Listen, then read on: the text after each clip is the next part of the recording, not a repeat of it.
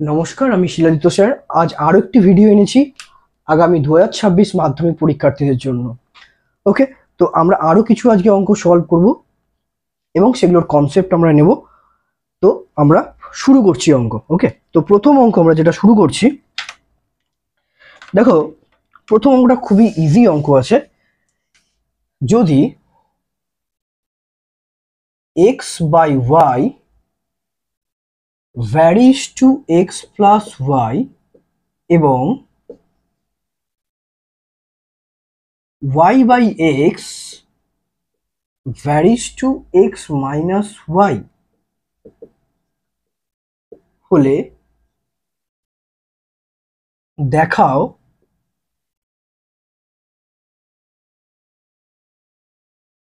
x square minus Y square equal to ধ্রুবক। অর্থাৎ if x by y varies to x plus y and y by x varies to x minus y, then prove that x square minus y square equal to constant। আমাকে এটা ধ্রুবক দেখাতে হবে। এটা আমাদের variation chapter অর্থাৎ ভেদের অঙ্ক। তো আমরা কি করব, প্রথমে আমরা x by y যে varies to x plus y আছে, তো আমরা এখান থেকে কি লিখতে পারি যে x plus y equal to k1 into X plus Y. এখানে আমরা k1 টা কি সেটা লিখে দেবে, k1 is non zero variation constant, অর্থাৎ k1 ইকুয়াল টু অশূন্য ভেদ ধ্রুবক।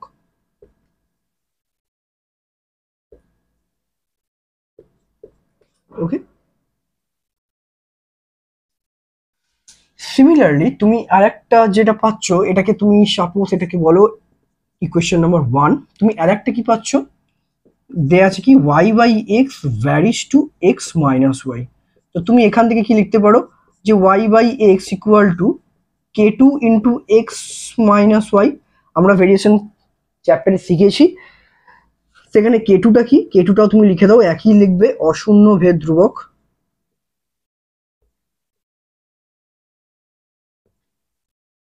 ক্লিয়ার? তাহলে এটাকে তুমি 2 নাম্বার ইকুয়েশন দিতে পারো। এবার তুমি কি করবে, তুমি 1 নাম্বার আর 2 নাম্বার গুণ করে দাও। 1 নাম্বার ইকুয়েশন ইন্টু 2 নাম্বার করে পাই, অর্থাৎ দুটো ইকুয়েশন তুমি গুণ করছো। তাই দুটো ইকুয়েশন তুমি গুণ করলে কি লিখবে, ফার্স্ট ইকুয়েশন কি ছিল এক্স প্লাস ওয়াই, আচ্ছা সরি এখানটা একটা ভুল লিখেছি আমি, এটা হবে এক্স বাই ওয়াই, তাই না? X by Y equal to k1 into X plus Y. চলো, তাহলে এখানে আমি তাহলে কি পাবো, এক্স বাই ওয়াই ইকুয়েশনটার লেফট সাইড ইন্টু সেকেন্ড ইকুয়েশনের লেফট সাইড কি আছে বাঁদিকে, Y by X equal to, তাই এবার কি করবো, ফার্স্ট ইকুয়েশনের right side that is k1 into X plus Y into second ইকুয়েশনের রাইট সাইড অর্থাৎ ডান পক্ষ যেটা আছে। তো এখান থেকে তুমি একটা জিনিস দেখতেই পাচ্ছ যে ওয়াই ওয়াই ক্যান্সেল আউট হচ্ছে, এখান থেকে এক্স এক্স ক্যান্সেল আউট হচ্ছে, তাহলে এখান থেকে তুমি পাচ্ছ 1।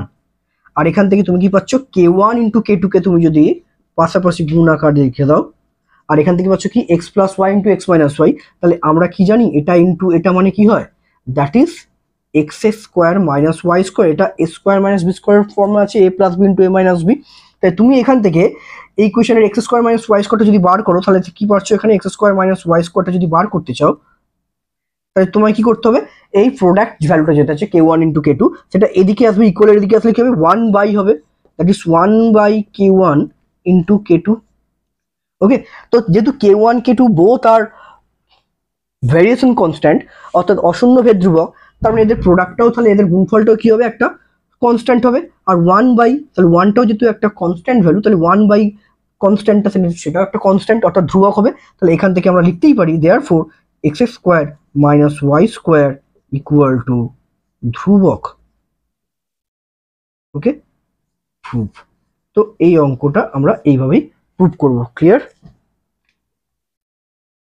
ওকে, দেখে নাও।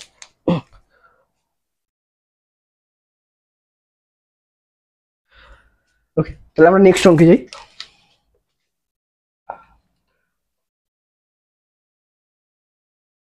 এটা আমরা এই অঙ্ক আমরা টেস্ট পেপারে অনেক পেজেই আমি দেখেছি, তোমরা যখন সলভ করবে টেস্ট পেপারে এরকম কিন্তু অঙ্ক তোমরা পেয়ে থাকবে। ওকে, নেক্সট অঙ্ক দেখো একটা, আগে অঙ্কটা লিখি। ও কেন্দ্রীয় বৃত্তের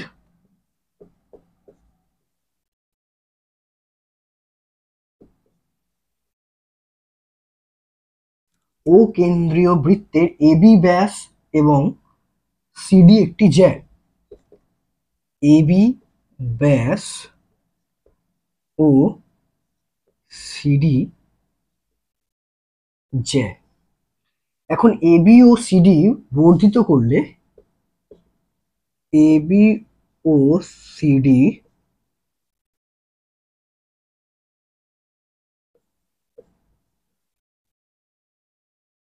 বর্ধিত করলে বৃত্তের বাইরে এই বিন্দুতে মিলিত হয়। বৃত্তের বাইরে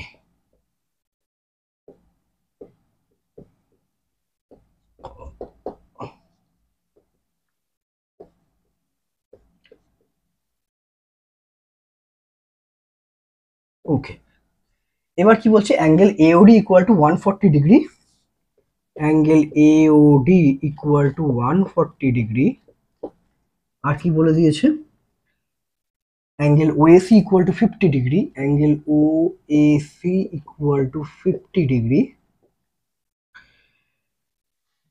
হলে তাহলে অ্যাঙ্গেল বিইডি এর মান কত হলে অ্যাঙ্গেল বিইডি যে অ্যাঙ্গেলটা হবে সেটা ইকুয়াল টু কত। ওকে, তো এই ধরনের অঙ্ক করতে গেলে আমাদের যেটা করতে হবে সেটা আগে ফিগারটাকে ড্র করতে হবে।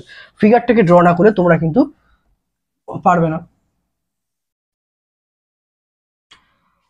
আচ্ছা, তাহলে এখানে একটা বলছে এবি একটা ব্যাস, অর্থাৎ আমাকে তার জন্য একটা কেন্দ্রবিন্দু টানতে হবে। তাহলে এবি একটা ব্যাস, একটু উপর করে লিখছি কেন এটাকে বর্ধিত করতে হবে। আর সিডি একটি জ্যা।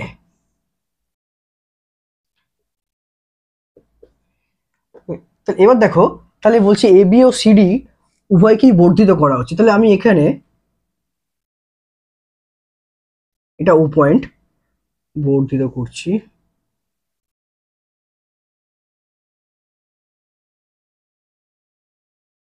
তো আমার একটা, এবং তারা কোথায় মিলিত হয়েছে বলছে ই পয়েন্টে মিলিত হয়েছে। ওকে, আর কি বলে দিয়েছে, এওডি ইকুয়াল টু 140 ডিগ্রি। তাহলে A O D, so this angle is 140 degree. And OAC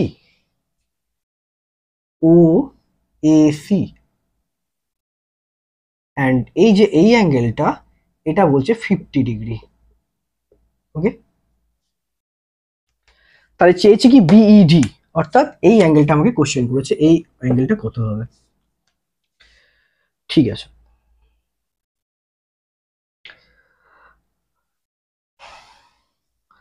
তাহলে দেখো এই অঙ্কটা আমি যে করছি, এই যে অ্যাঙ্গেল এওডি এটা আমার কত বলেছে 140 ডিগ্রি। ওকে, তাহলে এটা যদি 140 ডিগ্রি হয় তাহলে তুমি আমাকে বলো এই অ্যাঙ্গেলটা তাহলে কত হবে। এই অ্যাঙ্গেলটা তো আমার নিশ্চয়ই টোটাল অ্যাঙ্গেলটা 360 ডিগ্রি, তো 360 ডিগ্রি থেকে নিশ্চয়ই 140 ডিগ্রি মাইনাস করতে হবে। তাহলে আমি পেয়ে যাবো কি রিফ্লেক্স এওডি, অর্থাৎ প্রবৃদ্ধ এওডিটা পেয়ে যাবো। তাহলে তুমি এখান থেকে লিখতেই পারো দেয়ারফোর প্রবৃদ্ধ অ্যাঙ্গেল এওডি, সেটা বার করতে গেলে আমাকে নিশ্চয়ই কি বললাম, এই যে কমপ্লিট অ্যাঙ্গেল হয় 360 ডিগ্রি আমরা জানি, সেখান থেকে আমরা এই অ্যাঙ্গেলটাকে মাইনাস করি, তো আমরা বাইরের দিকের অ্যাঙ্গেলটা পেয়ে যাচ্ছি। তাহলে মাইনাস 140 ডিগ্রি করবো। চলো তারপরে একটু তাড়াতাড়ি করবো, 360 degree minus 140 degree that is 220 degree. তাহলে আমরা এই অ্যাঙ্গেলটা পেয়ে গেছি। এই অ্যাঙ্গেলটা হচ্ছে 220 ডিগ্রি, আমি এখানে লিখে দিই, এটা হচ্ছে 220 ডিগ্রি। ওকে, চলো তাহলে 220 ডিগ্রি হলো। এইবার তুমি একটা দেখো, আমরা জানি যে কি জানি না, কোনো বৃত্তের কি হয়, এই যে একই বৃত্তচাপ দ্বারা গঠিত কেন্দ্রস্থ কোণ কি হয়, একই বৃত্তচাপ দ্বারা গঠিত পরিদিষ্ট কোণ অপেক্ষা কি হয়, দ্বিগুণ হয়। আমরা জানি কি না কেন্দ্রস্থ কোণ কি হয়, পরিদিষ্ট কোণের দ্বিগুণ হয়। তাহলে এই কনসেপ্টটা আমার এখানে কাজে লাগাবো। তাহলে এই কনসেপ্টটা কাজে লাগানোর জন্য তাহলে আমি লিখতেই পারি যে প্রবৃদ্ধ অ্যাঙ্গেল এওডি ও পরিধিস্থ কোণ এসিডি। দেখো ভালো করে ছবিটা, এই যে এসিডি কোণটা কোন বৃত্তচাপ নিয়ে গঠিত, এই এডি বৃত্তচাপ নিয়ে গঠিত, এবং প্রবৃদ্ধ ইউডি এই যে কোণটা, এটাও কিন্তু একই বৃত্তচাপ দ্বারা গঠিত। তাহলে আমরা বলতেই পারি পরিধিস্থ কোণ এসিডি একই বৃত্তচাপ দ্বারা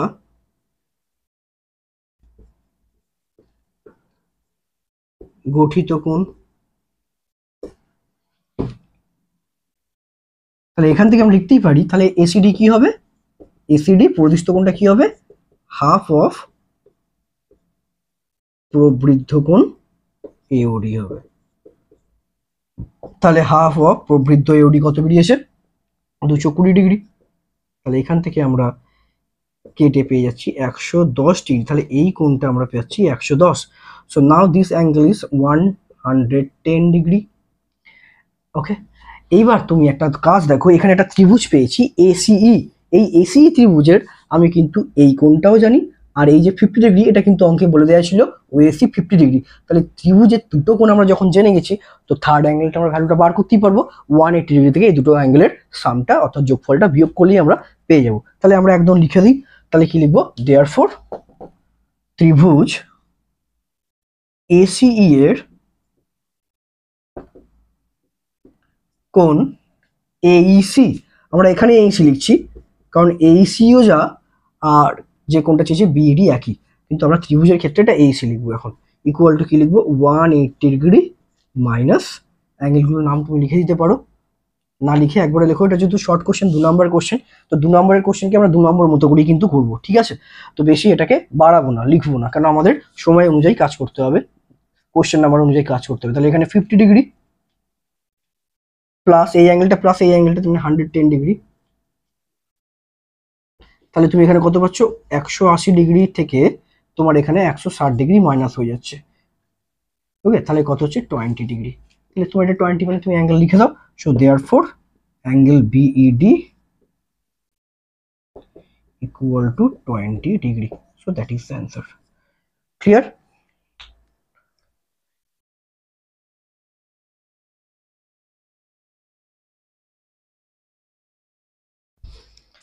চলো নেক্সট অঙ্কে যাই।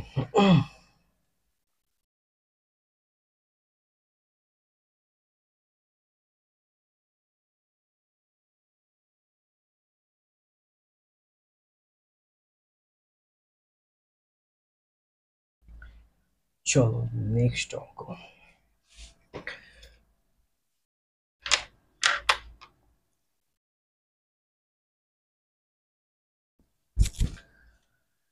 তো একটা এরকম অঙ্ক আছে, একটা আছে এটাও তোমাদের জিওমেট্রি, একটা বৃত্তস্থ চতুর্ভুজের অঙ্ক, বৃত্তস্থ বৃত্তস্থ চতুর্ভুজেরই অঙ্ক এটা। শুরু করি আমরা। এবিসিডি বৃত্তস্থ চতুর্ভুজের, এবিসিডি বৃত্তস্থ চতুর্ভুজের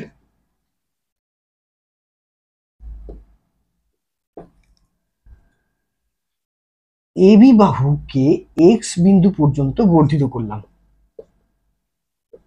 এবি বাহুকে এক্স বিন্দু পর্যন্ত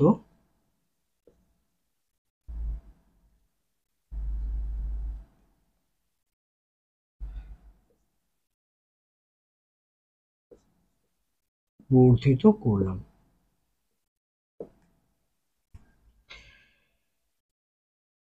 যদি x BC equal to 82 degree, x BC equal to 82 degree এবং এডিবি ইকুয়াল টু 47 ডিগ্রি, কোণ এডিবি ইকুয়াল টু 47 ডিগ্রি, তাহলে বিএসি এর মান কত, কোণ বিএসি ইকুয়াল টু কত। ওকে, তাহলে আমরা কিন্তু এই যে অঙ্কগুলো, যে ফিগারের যে অঙ্কগুলো পাচ্ছি, এগুলো কিন্তু ফিগারের অঙ্কগুলো তোমাকে কিন্তু অবশ্যই ফিগারটাকে কিন্তু ড্র করতে হবে। সো ড্র করো। আবার একটা তুমি রাফলি একটা আমি বৃত্ত অঙ্কন করলাম। তো তোমার এবিসিডি যেহেতু একটা বৃত্তস্থ চতুর্ভুজ, আমরা জানি বৃত্তস্থ চতুর্ভুজ বলতে কি বোঝায়, তার শীর্ষবিন্দুগুলো প্রত্যেকটা কার উপর থাকবে, বৃত্তের পরিধির উপর অবস্থান করবে। তো তুমি একটা নিজস্ব মতো করে একটা যে কোনো একটা চতুর্ভুজ অঙ্কন করলে, চতুর্ভুজ অঙ্কন করার পর তোমাকে বলা হচ্ছে এবি বাহুকে বর্ধিত করা আছে, তাহলে এবি বাহুকে বর্ধিত করছে টুয়ার্ডস বি, তাহলে এটা এখন বর্ধিত করলাম আপ টু এক্স বিন্দু পর্যন্ত বর্ধিত করা হয়েছে। এবং এক্স বিসি এই অ্যাঙ্গেলটা তোমাকে বলেছে কত, 82 ডিগ্রি। ওকে, আর এডিবি অর্থাৎ এডিবি অর্থাৎ এই অ্যাঙ্গেলটা তোমাকে বলে দিচ্ছি কত, 47 ডিগ্রি। তাহলে বলছে বিএসি এর মান কত, তাহলে এখানে বিএসি মানে অর্থাৎ বিএসি এই অ্যাঙ্গেলটা আমাকে চেয়েছে, বিএসি।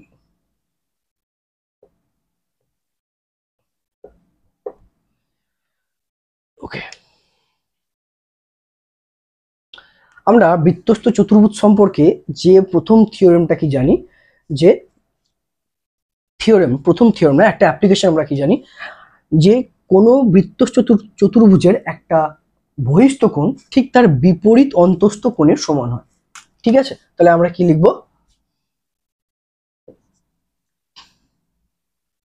লিখবো চতুর্ভুজ এবিসিডি এর কোণ এডিসি ইকুয়াল টু কি হবে, অ্যাঙ্গেল এক্স বিসি। তাহলে এইটার কারণটা তুমি কিন্তু লিখে দেবে, কি লিখে দেবে, ইকুয়াল টু দিয়ে লিখে দাও, যেহেতু এটা 82 ডিগ্রি, এক্স বিসি এটা 82 ডিগ্রি হবে। ওকে, তাহলে এই কোণটা 82 ডিগ্রি, কেন সেটা লিখে দিচ্ছি। আমরা এই অ্যাপ্লিকেশনটা কিন্তু প্রচুর কাজে লাগে, সেটা কিন্তু লিখবে বৃত্তস্থ চতুর্ভুজের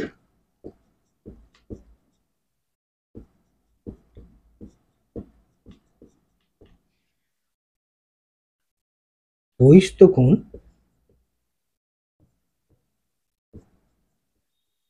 বিপরীত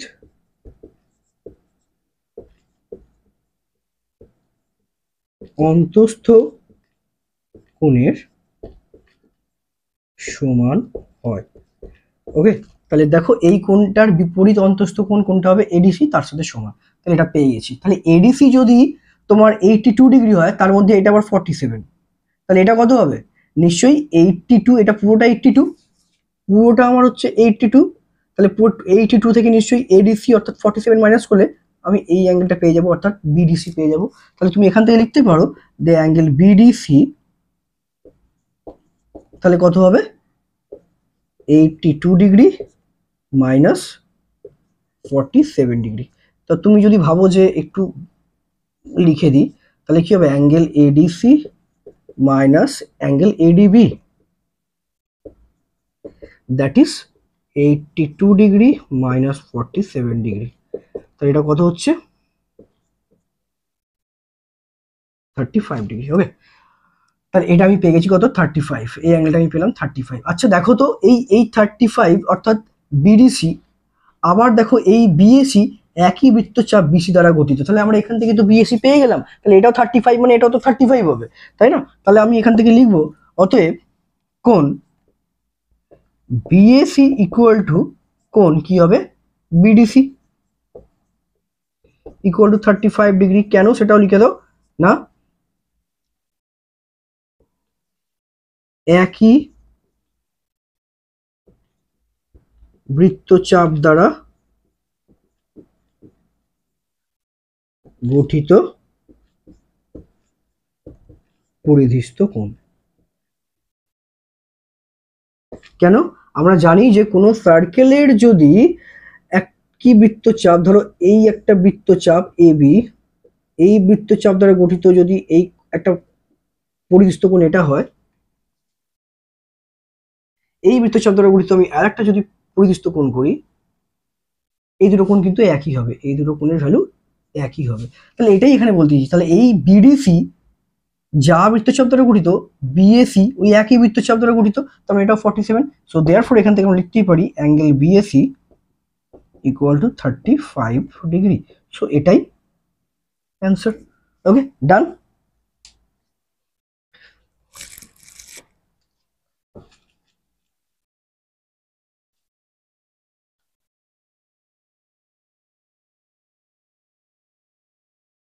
ওকে, তো আমি আপাতত আজকে ছোট্ট ছোট্ট ভিডিও করছি, আজকে আপাতত এই ভিডিও একটা এখানেই সমাপ্ত করছি।